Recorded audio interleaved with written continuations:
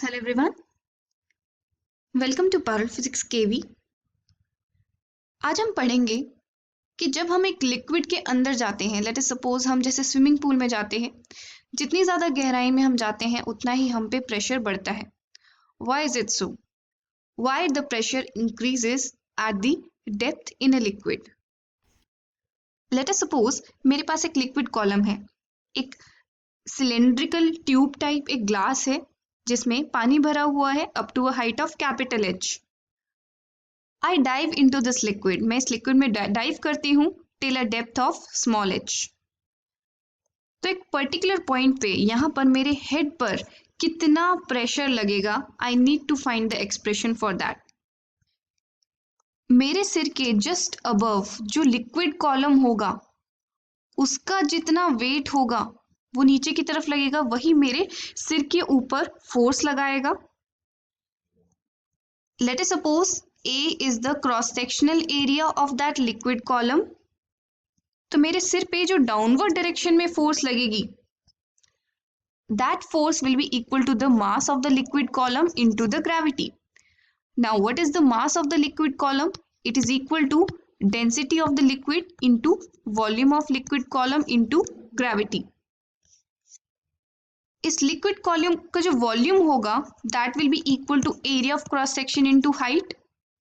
So I can replace VL by A into height and it is multiplied by small g.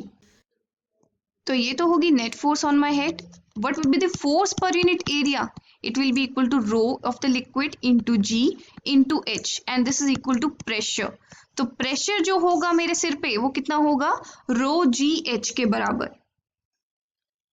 तो अगर मैं पानी के अंदर हूं जिसकी डेंसिटी होती है 1000 kg per meter cube और मेरी जो डेप्थ है वो है अप्रोक्सीमेटली 10 मीटर। मुझे कैलकुलेट करना है कि मेरे हेड के ऊपर कितना प्रेशर लगेगा। It will be equal to rho g h, density of water is 1000 into acceleration due to gravity की वैल्यू है g into 10 and it's equal to 10 to the power 5 pascal और 10 newton per metre square. It's 10 to the power 5 newton per metre square. Now देखने में तो ये number बहुत बड़ा होगा but it is equal to approximately 1 atmosphere. 1 atmosphere का मतलब सी लेवल पे हमारे ऊपर एटमॉस्फेयर का जितना प्रेशर होता है दैट इज 1 एटमॉस्फेयर। तो ये जो क्वांटिटी है ये काफी कम है। नाउ ये हमने अज्यूम किया था कि ये जो एपेरेटस था ये कहाँ था, ये वैक्यूम में था। अगर हम सी लेवल पे इस एपेरेटस को रखते हैं then in that case the pressure increases। कैसे? एटमॉस्फेयर भी तो इसके ऊपर कुछ प्रेशर लगाएगा जिसे हम बोलते हैं पी एटमॉस्फेयर।